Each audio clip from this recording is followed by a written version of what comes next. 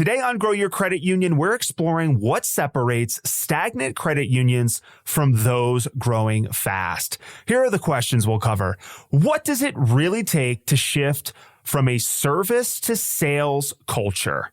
And can Silicon Valley style product thinking actually work inside of a credit union? And finally, how do you know when it's the right time to pursue a merger?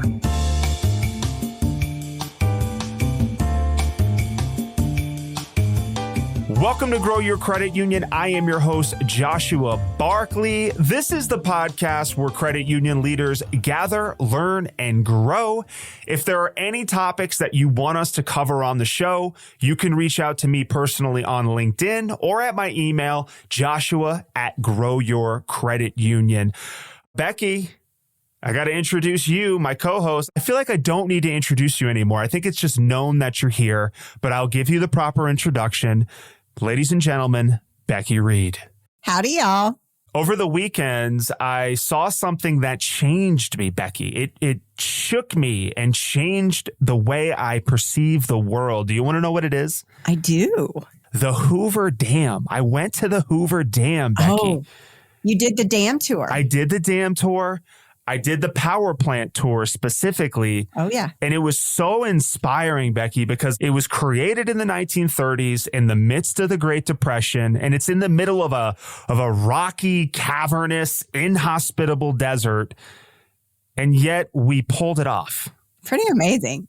Pretty amazing. I thought, like, if mankind can influence the flow pattern of a massive body of water and generate enough hydroelectricity to partially power Los Angeles, Las Vegas, and Phoenix, credit unions can adapt and become more innovative. I'm just saying, we can do this. We can pull this off. Becky, I have a question for you, though. What have you seen in your life that inspires you the most? Like, obviously, the Hoover Dam is my new inspiration, but what is it for you? I think it's people that have athletic prowess, right? Because that's absolutely not me. It's the complete opposite of me. So when I see people do amazing things with just the power of their own body. You know, they run marathons. That I just saw somebody the other day that was doing like an Ironman thing. I mean, it's like, oh my goodness, it's incredible to me what we're capable of as human beings. And that's very inspirational to me. Yeah, me too. Me too. But I think the Hoover Dam for now has taken a leap over Michael Jordan. No pun intended. It's impressive. It's impressive. Okay, Becky, on today's show, we have a guest with many responsibilities. And in fact, Becky, I'm concerned that today's guest might not be getting enough sleep. He's the CFO, head of product management, head of analytics, and head of strategy at Citadel Federal Credit Union. Anand Solanki, welcome to Grow Your Credit Union. Hello, everyone. Very happy to be part of this conversation. I've heard many of these thought-provoking ideas that you show, and I'm very happy to share some of my own here, and I'll hope continue to learn from you guys.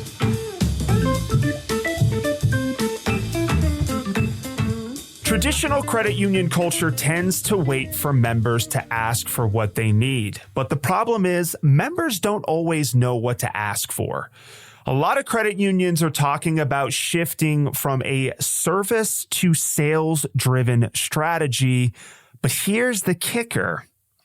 You need to adapt your KPIs, the incentives to support that culture. So Anand, what I'm curious about is when a credit union tries to make this kind of transformation from a service to sales culture, what needs to change behind the scenes to make that happen?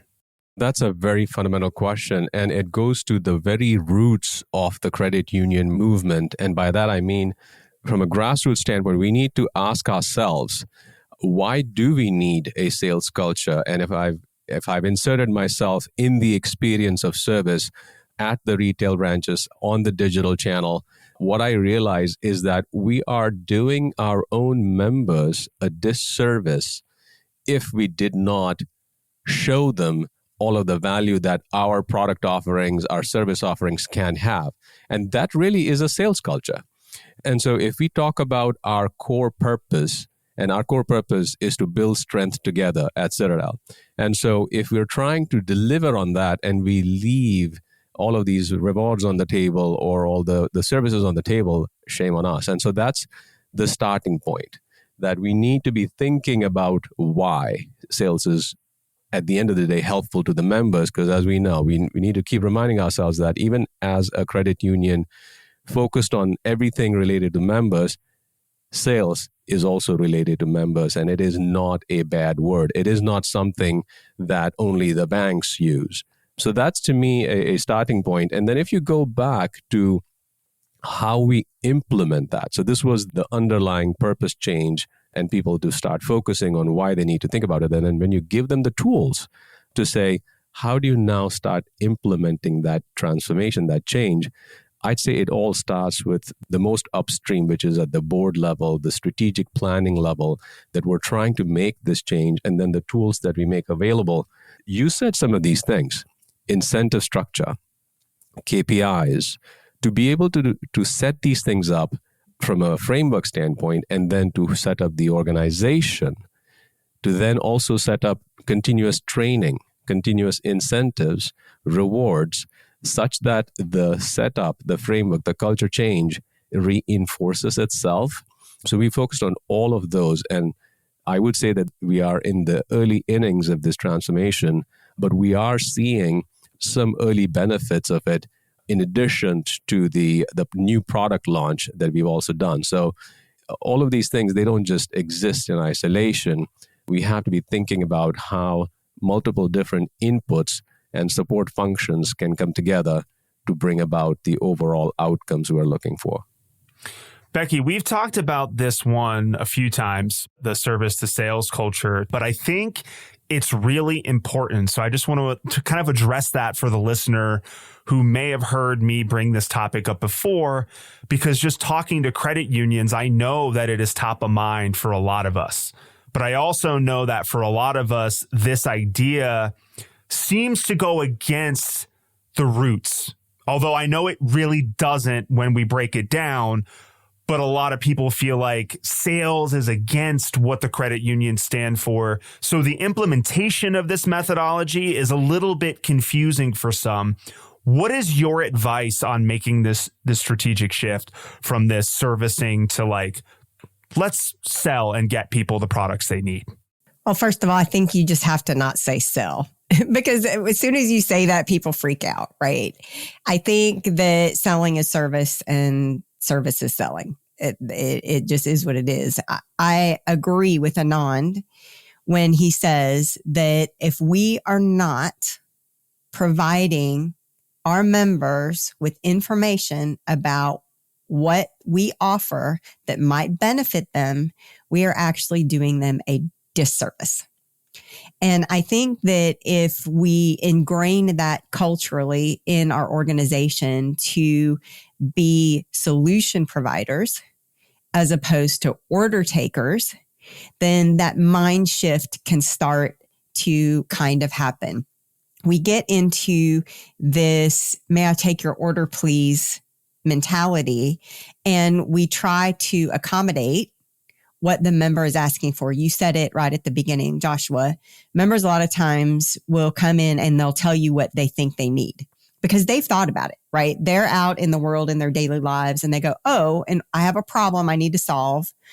This is what I need to do to solve it. But what the member doesn't know, the information that they don't have, is they don't understand what we have at the credit union that might be able to help them. So they might not have even thought about that being a solution because they don't understand it, or they don't know about it, or they don't even know that it's an option or something that is even possible. But we do, because we work in this environment every day. And so it's just changing the verbiage around it, changing the expectation around it, making sure our employees understand how these things benefit people. Having the employees use the products themselves is another key. But I think the minute we say sell, we get that knee-jerk reaction. And I think it's just making sure that people understand that sell isn't like a 4-letter word. Maybe we convert it from sales to impact. That's a good one. It could be the word sales. I know that that's a dirty word in the industry. We've talked about that before, Becky. Anand, before we break from this topic, I'm curious because you are an analytics guy. What are some of the KPIs that you think are something you're really looking at when it comes to this type of new sales culture? Would it be like products per member? Give me your idea of sort of the KPIs that you would look at and say, these should suggest that we are in fact hitting the mark with this new culture. So we are in the early stages of this, but the kinds of KPIs that we've thought about so far, products per member is certainly a standard one, a one that is not very easy to move the needle on either. But then if you're trying to focus more on the purpose, so we call it value created versus peers. And the measurement there can be things such as when we have a member who previously was a bank customer and they were not getting the kinds of deposit rates that we have to offer versus similarly if we have a better reward on a credit card, because we just launched a product that gives up to 2.75% in credit card rewards. If they were not getting that, the measure of value created for them versus what they were doing previously or versus peers, that's also a measure of how we successfully put value back in their pockets. We're trying to create KPIs for that, and we're also trying to create an engagement score, an amalgamated score that takes into account not just these one-offs like products per member or balances they're carrying, but we're trying to have an amalgamation of some of these things to have a composite score that then measures our success in delivering value to them. So that then helps get over that stigma that we're no longer just calling it sales, we're calling it what are we delivering to the members.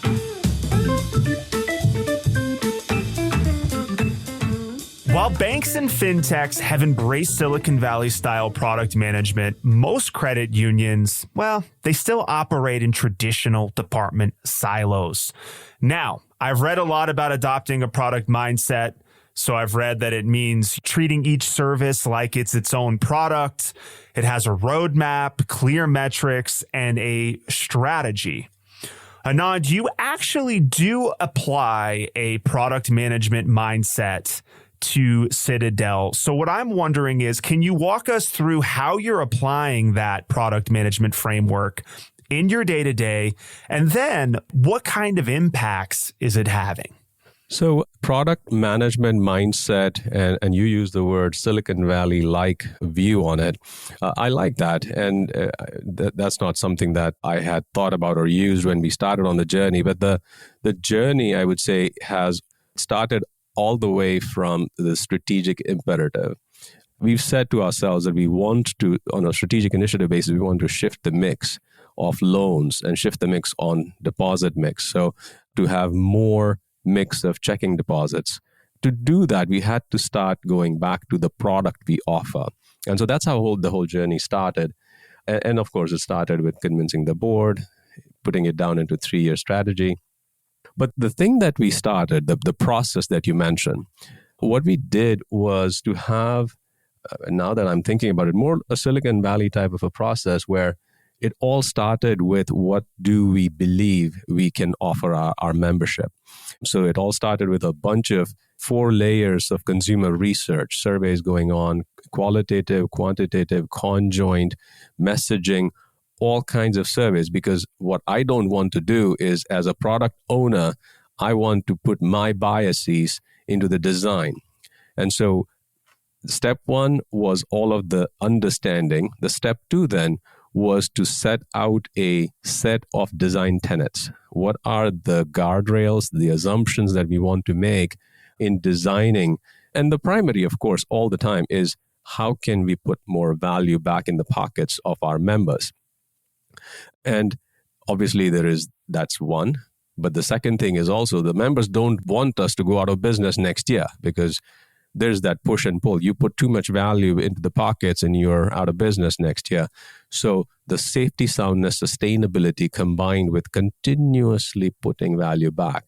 So those are some of the conflicting objectives. And there's a few other objectives we had that we started off. And then we got into the journey mapping. So once we have a product like this, what would the journey look like? What are some of the key capabilities we need to bring in, and whether we have them internally or whether we need partnerships for that?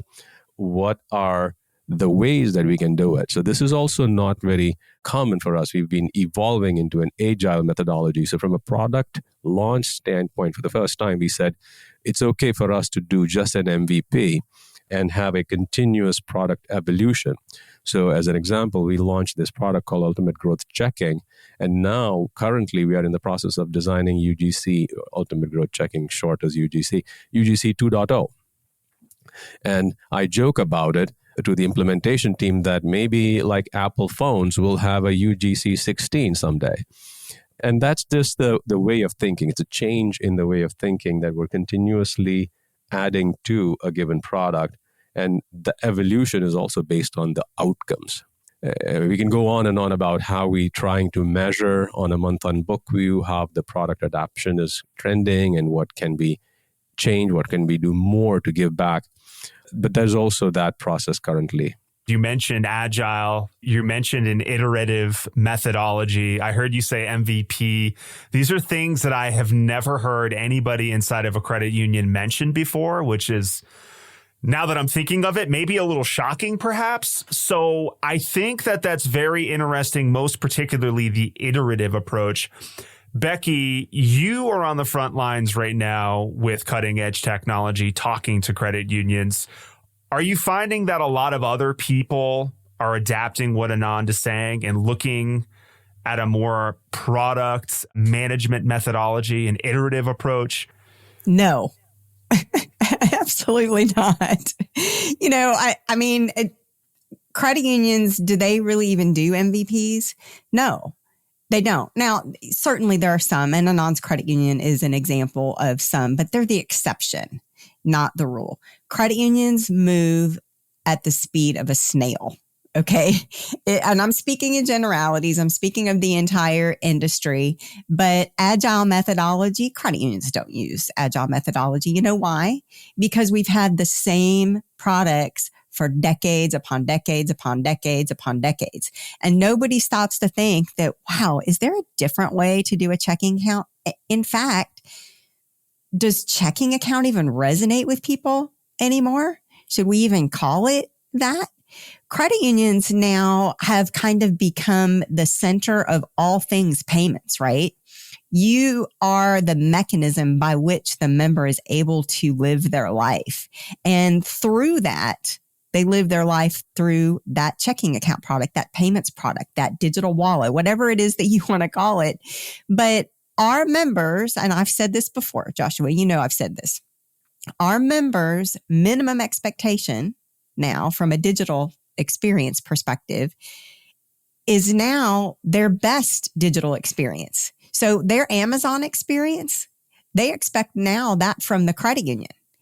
And if we're not adopting these kinds of methodologies internally, a product development type methodology that requires testing and reframing and surveying and getting real-time feedback and changing things on the fly and trying things out to see how that works. And I mean, we have to adopt these things because that's what these tech companies that our members are using are already doing. And if we're not doing them internally, then we are going to be left behind. And so I think credit unions could actually take a lesson from the fintech world, that Silicon Valley type of world that you referred to earlier, and do some of these things so that they move quicker. Another thing that I've started is another soapbox, like I have a lot of soapboxes, right, that I speak on. But one of the soapboxes that I've started to speak on now, and this is going to get into kind of the next question, so this is a good segue, is speed is possibly more important than scale right now. And I just talked about credit unions move at the space of snail, right? And I think it's more important now with how quickly things are changing to move fast. If something doesn't work, pivot, change it, learn something from it, and move forward, but just move forward. It used to be everybody's chasing size. We have to be bigger. We have to be 5 billion. We have to be 10 billion. We have to be 20 billion in order to achieve economies of scale. And I don't think that that's the most important thing anymore. I 100% agree. Just a couple of things there, that the cost of wasting even a 6-month effort is too much when the competition is fintech. When there's the speed that they move, if we as credit unions, not only time, but the resources wasted will never come back. And so that's never a good idea. So the speed, I fully agree, is huge. The other thing I just thought about, it's easy for me to say, do the process that we just talked about, but I want to share here that it may be, because we faced it, maybe other credit unions will also on the journey, that there was tremendous resistance from internal functions when we were launching this, not just the product, but the process, because it was different from what we were used to or what the sales channels were used to, the marketing. Everybody was used to different things, that there was a lot of resistance. But then the way that we overcame the resistance is through showing data, through consumer research, because we all carry what we've always sold, what we've always serviced, and what we know that the members want. But then when you survey and can do the consumer research and the feedback comes back to saying, no, there's a lot more that we can be offering and that the members are going to be okay. So that's an uphill battle. But for anybody who is going to be on the journey, I just want to say that don't despair. Keep pushing forward.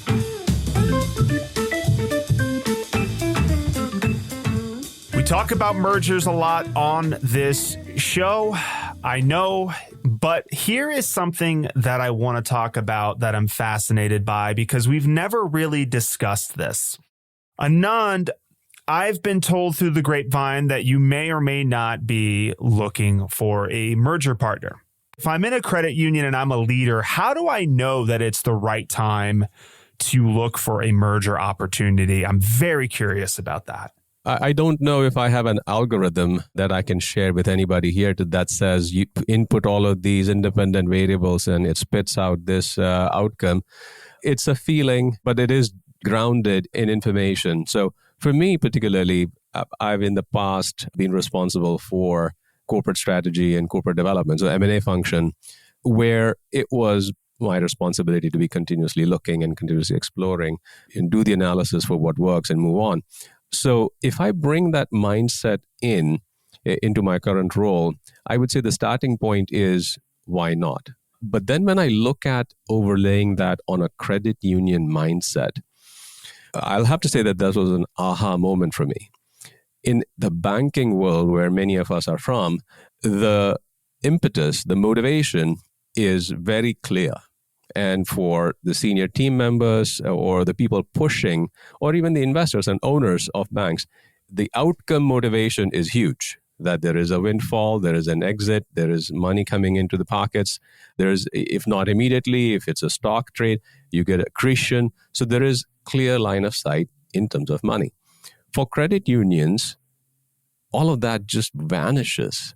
So then the reason I bring that up is because to your question about when do you know, it really is about why do we do this. So to me, it was an aha moment that at the end of the day, no matter what mindset I go in with, the outcome is only going to be accretive to the members. So if I'm looking at our current offerings, so say the service offerings, the product offerings, all our capabilities technology-wise, and then I see another credit union, maybe in our vicinity, in our adjacency, that has somewhat complementary things. And then I say, God, that would be so nice for our members. Because like I just said, there's nothing in it for me. There's nothing in it for any of the leadership teams. It really is going to be the synergistic outcomes for our members and the expanded membership. So that's how I look at it. And then there's going to be a lot of other considerations too, because if you put that lens on about who's the beneficiary, then you start getting a lot more judicious or cautious about who to merge with also.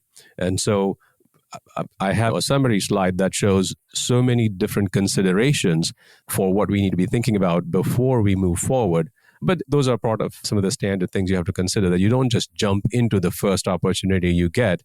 It has to serve that end purpose, which is the member should be the beneficiary currently and in the long term. It's all about the member, Becky, but I'll pose this question back to you, Becky. Is there a bat signal for whether or not I should merger? Is there some iceberg ahead trigger? How do I know, Becky? How do I know as a leader that it is time to start looking? Well, there's two different sides to the merger equation.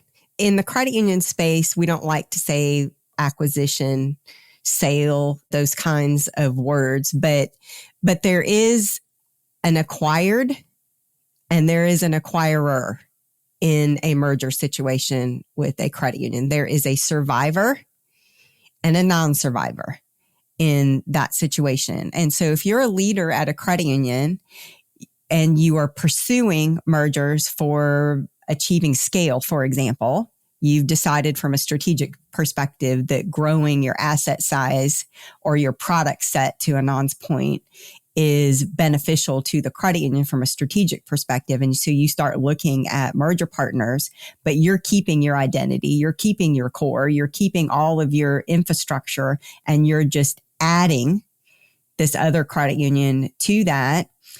That's an acquirer type of mindset. So that's a different mindset than a credit union that might be looking to be acquired. So a credit union that might be looking to be acquired generally may be looking at that as a survival mechanism, right? Maybe they don't have a succession plan, or the board has no interest in pursuing a succession plan because they would like an exit. Now, an exit for a small credit union, to Anand's point, is not a financial exit for the leadership of the organization. It could be a benefit to the shareholders of the organization, which are the members, but rarely in those situations is capital redistributed back to the acquired financial institution. And I think that that's where some of the rub comes whenever you start seeing people like Chip Filson and Frank Diekman and other people in the industry kind of railing on these mergers, because they're wondering what really is the ultimate value to the members of both organizations at the end of the day. Because if you're an acquirer and you are absorbing another financial institution into your credit union, there are resources that you have to dedicate to doing that. It is not a net zero or even a plus effect. There is a process that you have to go through. There's contracts that have to be canceled that might have termination clauses in them that you have to pay. It is a Herculean task to merge. And it doesn't matter if you're merging a $10 million credit union or an equal size sister credit union. And so is there a flag that says, yes, we want to do this? Well, it depends on if you're the acquirer or the one being acquired. And it isn't a one size fits all because every situation is different. So not a merger flag you can raise. I agree with that. The sense of trigger or the bad signal isn't always obvious, particularly in the credit union space. In the banking space, because it is the investors or the activists within the investors will immediately be active. They'll take actions to say that this is the signal that you go find a strategic partner or whatever. In credit union world, I have seen typically poor performance continues for a little bit longer. So there isn't that obvious of a trigger. The other thing, Becky, you mentioned about being cognizant of size, that is huge. So we already here, in thinking about that, have thought about the costs of doing a merger aren't just the actual cost that you said, which is the effort that takes to integrate, to evaluate the people, the right sizing of the organization. But there is also, it's a disruption event for the acquired and the acquirer. So if, for example, we are acquiring a credit union in assets that I would suspect to attrite because of this, because the management distraction in doing this, or because of the name change. We know that whenever an acquisition happens, that's a trigger for members to look for an alternative provider. And so there is attrition inevitably. So there is a loss. And so that's why we look at a minimum viable size that then helps us get over all of those costs. So I agree that you don't want to be jumping to acquire the smallest credit union at all, because it's counterproductive for member assets. That brings us to the final takes. Anand, let listeners know your final takes based on the conversation we had today. There is a lot of encouraging activity that's happening in the credit union world. I look around, there's so much sharing of information. So this type of a podcast where we are openly sharing best practices, new ideas that can help somebody else build upon it, I have not seen in my past. I've spent more time in banking. I have not found that kind of open sharing. So I'm super excited about the kind of things that are coming out of this conversation. I think there is a lot more opportunity for us ahead in all of these things, because if what we just talked about, product management, mergers, we're just at the beginning of all of these enhancements in our own functions that I feel quite encouraged for what's to come. Anand, if someone's listening and they really like the conversation that you're bringing to the table and they want to get a hold of you, what is the best way to contact you? Either ways, you can find me on LinkedIn, Anand Solanki, by my email, anandsolanki@citadelbanking.com. I'm open to a conversation, idea sharing, anything. All right. Becky, final thoughts. I just had an idea while he was talking, and he was saying how what we do here on the show is unique in the space. And I think that it is. The format, I think, is unique. And I hear a lot of feedback about how folks really like the top three.